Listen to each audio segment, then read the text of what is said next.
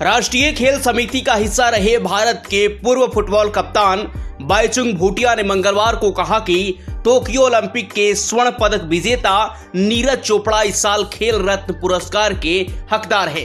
नीरज चोपड़ा ने इस साल ओलंपिक में ट्रैक और फील्ड स्पर्धा में 87.58 मीटर की दूरी तक भाला फेंकने के बाद भारत के लिए पहला गोल्ड मेडल जीता था।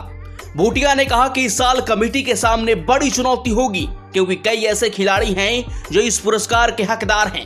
इस बार ही नहीं, हर बार सिलेक्शन कमेटी के सामने बड़ी चुनौती होती है, लेकिन मेरी नजर में इस बार कई मेडलिस्ट हैं, इसलिए इस बार चुनौती पहले से ज्यादा मुश्किल है। ध्यानचंद खेल रत्न अवार्ड नीरज चोपड़ा को मिलेगा क्योंकि उन्होंने टोक्यो ओलंपिक में भारत के लिए पहला track and field gold medal जीता है। भारतीय खेल प्राधिकरण की 55वीं बैठक में भूटिया ने कहा कि यह एक बहुत अच्छी बैठक थी और खेल मंत्री अनुराग ठाकुर को खेल के बारे में अच्छी जानकारी है। हमने बैठक में कई बिंदुओं पर चर्चा की। आगे हम इस बात पर भी ध्यान केंद्रित करेंगे कि कैसे देश में एक खेल संस्कृति विकसित किया जाए।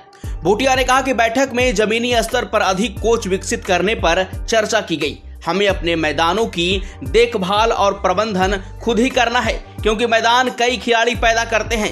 हमें यह भी सुनिश्चित करने की आवश्यकता है कि हम और अधिक अधिकारी नियुक्त करें जो देश के छोटे छोटे स्थानों से प्रतिभाओं को खोज कर निकाले। भारतीय फुटबॉल के बारे में पूछे जाने पर भूटिया ने कहा, दीर्घकालीन योजना होनी चाहिए। हम पिछले कुछ समय में अच्छा प्रदर्शन नहीं कर पाए हैं, इसमें थोड़ा और समय लगेगा।